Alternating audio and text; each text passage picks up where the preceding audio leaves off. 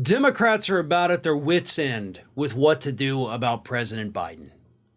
And I hate to say that. I hate to be the bearer of bad news. I know we got an exceptionally liberal audience, but folks, it is time we are honest with ourselves because other members of the party are starting to get honest with themselves.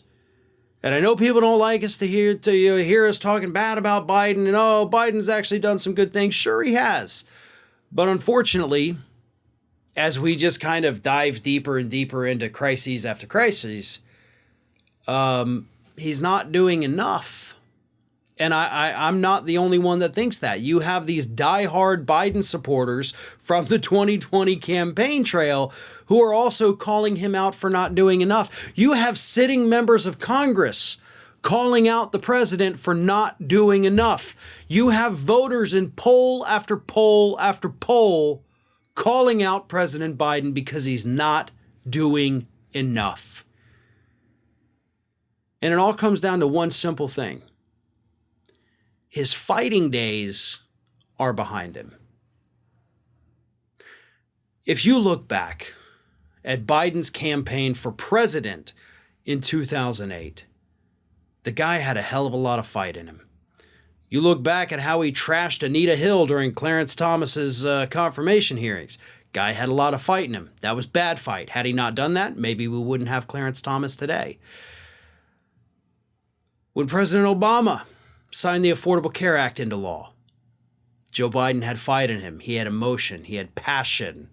I'm sure we all remember that. One of the first viral clips of the YouTube age. But it's gone. And it's not because he doesn't care anymore. He's fought his whole life. He has suffered tragedies that people shouldn't have to suffer. He's tired. We have to accept that. It doesn't mean he's a bad person. That doesn't mean he's a bad president. But the polls are showing people do think he is a bad president. The polls are showing that people have lost respect for the office of the presidency. It's down 15 points since when he took office. Polls show 88% of the country, 88% of the country says America's on the wrong track. This man in the Oval Office, President Joe Biden, is not going to win re-election.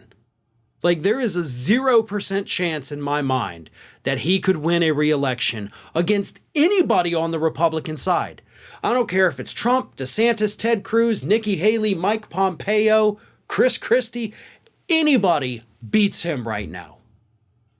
Because he's not going to stand up and fight for us because, again, I don't even think he can anymore.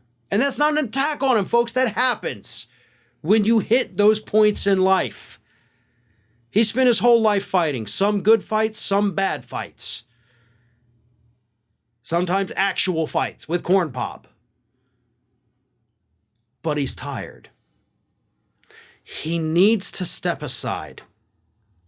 And more people in this country, left, right, and center, are already calling for that. I'm not saying he needs to resign from office. Hell no. Finish your term. Do what you can. But he has to announce that he is not running in 2024. He will lose. Undoubtedly, 100%. He will lose. I mean, hell, the guy told us at the end of this past week that he is not interested in forgiving student loan debt because he's concerned it may make inflation worse. And if people actually have to start paying their bills again, maybe it'll make inflation better.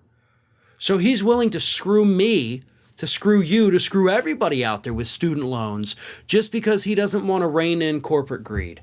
I'm done with this. I'm done. I don't support him. I don't see how anybody can anymore. Most people don't. And that includes, by the way, a lot of folks on the left. I'm not looking at him and seeing an inspirational figure. I'm not looking at him and seeing somebody that, hell yeah, this guy has my best interest at heart. He doesn't. He's actively screwing me over. He'll get slaughtered in 2024 if he runs again. At this point, anybody would be a better candidate on the left than Joe Biden. And it's time that we as a party, because yes, I am a registered Democrat, but it's time that we acknowledge that we embrace the reality, and that we put the pressure on him to not take the entire party down with him, because that's what he's doing right now. Thanks for watching, and if you like what you saw, don't forget to like, comment, share, and most importantly, subscribe to our Ring of Fire channel here.